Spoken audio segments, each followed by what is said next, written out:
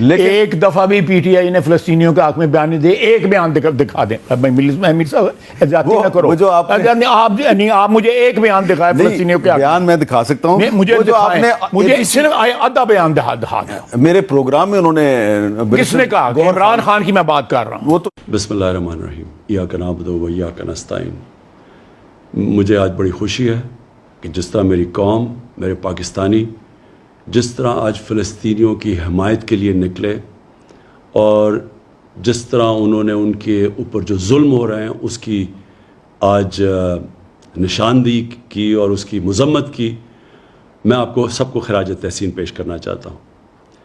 جب سے اسرائیل بنا, پاکستان کا ہمیشہ ایک ہی سٹینڈ رہا ہے, اور وہ سٹینڈ تھا قائد اعظم محمد علی جناح کا, ہمارے عظیم لیڈر کا, کہ فلسطینیوں سے بہت بڑی ناانصافی ہوئی ہے. اور ہر فورم کے اوپر پاکستان نے فلسطینیوں کے ساتھ کھڑے رہے. 27ویں رات کو میں مسجد نبوی میں تھا جب مجھے پتہ چلا کہ جو قبلہ اول ہے مسلمانوں کا, مسجد الاقصی, ادھر جب 27ویں کی مقدس رات کو لوگ نماز پڑھ رہے تھے تو اسرائیل کی پولیس ہے اس نے ان کے اوپر تشدد کیا. اور ساتھ ساتھ پھر یہ اسی چیز کا بھی علم ہوا کہ جو فلسطینی فیملیاں 70 سال سے اپنے گھروں میں رہ رہی تھیں, کئی فیملیز کو اسرائیلی سیٹلرز نے ان کو گھروں سے نکال دیا. اس کی وجہ سے ایک نیا انتشار شروع ہو گیا.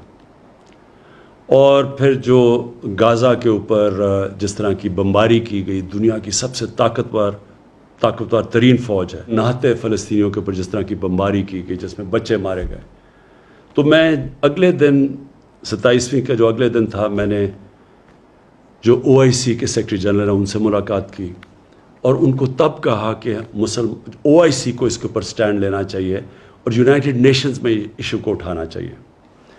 جب میں پاکستان آیا تو میں نے کنگ سلمان سے بات کی, اور ان سے بھی یہی ہم بات کی کہ یہ جو ظلم ہو رہا ہے فلسطینیوں پہ اور جو الاقصی میں ہوا ہے, اس کے اوپر ہمیں اپنی آواز بلند کرنی چاہیے. ترکی کے جو پریزیڈنٹ ہے طیب اردوغان, ان کی مجھے کال آئی, انہوں نے بھی یہی چیز کہی. مہاتر محمد کی میسج آئی, کال آئی, انہوں نے بھی یہی چیز کہی.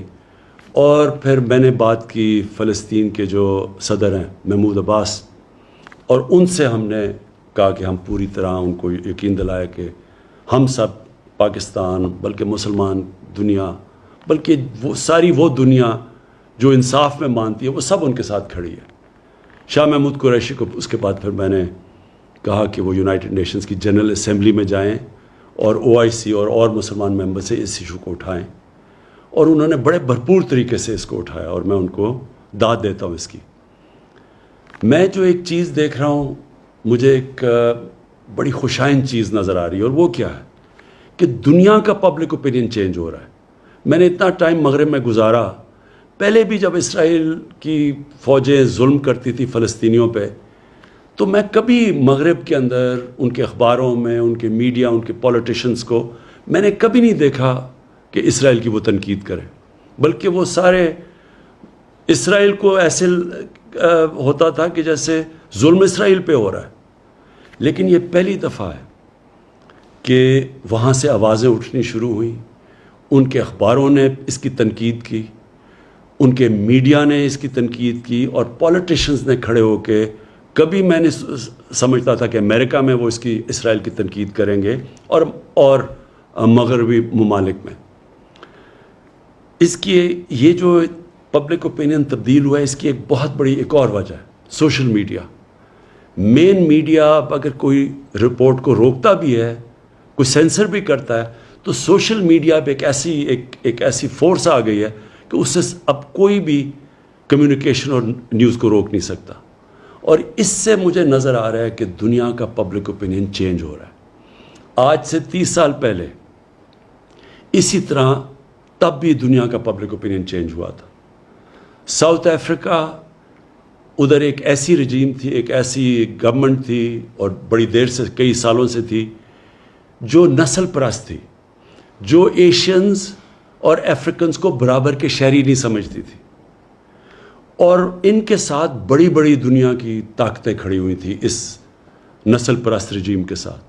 لیکن جب دنیا میں پبلک اوپینین چینج ہوا تو یہی جو طاقتور قوتیں تھیں، جو ملک تھے، انہوں نے زور لگا کے ساؤتھ افریقہ کے اندر ان کو رجیم کے اوپر، جو ساؤتھ افریقن گورنمنٹ کے اوپر، انہوں نے ان کو مجبور کیا کہ وہ برابری کے حقوق دیں افریقنس کو اور ایشینز کو۔ اسی طرح کا میں ایک شروعات دیکھ رہا ہوں کہ انشاءاللہ دنیا کا جو پبلک اوپینین چینج ہو رہا ہے، دنیا کا پبلک اوپینین اب زور لگائے گا، بڑے بڑے یہ جو ملک ہیں جو اب تک سپورٹ کرتے رہے ہیں اسرائیل کو، یہ پورا پریشر ڈالیں گے کہ فلسطینیوں کو بھی ان کے حقوق دیے جائیں۔